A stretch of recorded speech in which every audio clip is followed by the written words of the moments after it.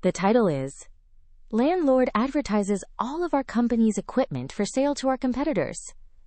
Best follow our eviction to the letter. Now, the story. Updated. TLDR spoilers: landlord gives us 7 days to vacate our leisure business from the building. He thinks we can't empty the business during lockdown and proceeds to advertise our equipment for sale to our competition. We sell everything in 7 days and destroy the rest. Enjoy no rent and the loss of your potential buyers. I work for a leisure company. Think soft play, indoor soccer. Laser tag can't be specific. Prior to lockdown, managers and the big bosses were negotiating the renewal of the lease on one of our parks. Things were going mostly smoothly. However, the landlords were difficult to contact. Then 2020 shit hit the fan. All of our sites were closed and everything was thrown into a mess. Negotiations began to slip down the priority list.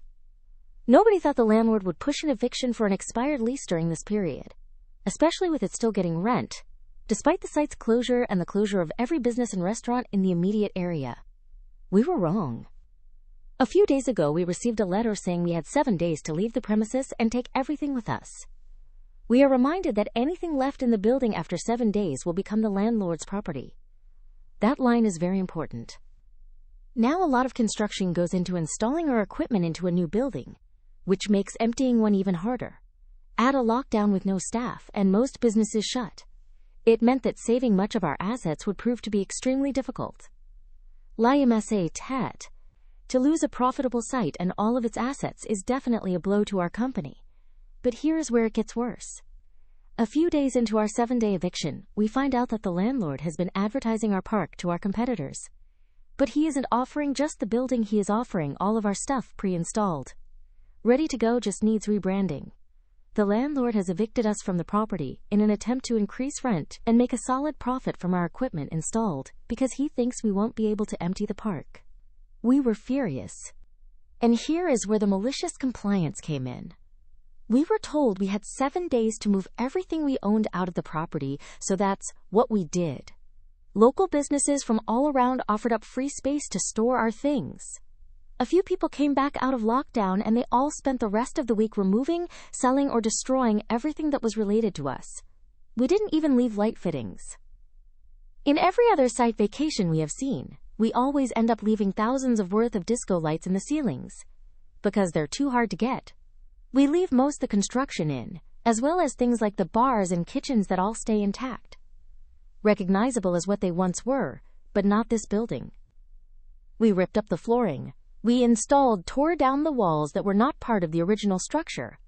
Wooden walls to divide up the space, ripped apart our manager's offices, and removed all artwork and lockers. The landlord now has every new deal he has been making dead in the water, a large renovation bill to install new flooring, etc., or a company willing to do it themselves like we were.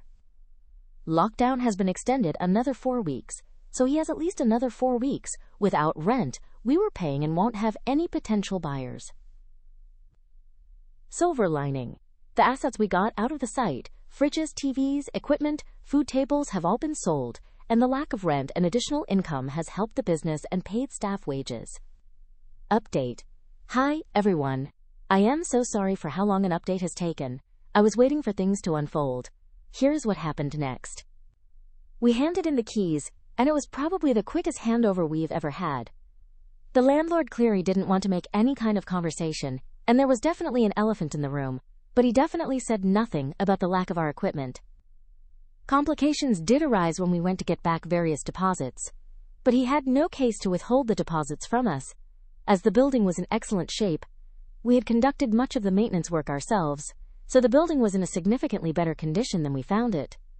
We also cleaned up 99 of the rubbish and dirt from our demolition crusade, so he couldn't bill us for cleaning.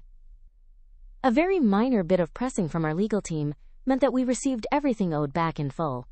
The building is still vacant, and as of yet we don't know of any potential buyers.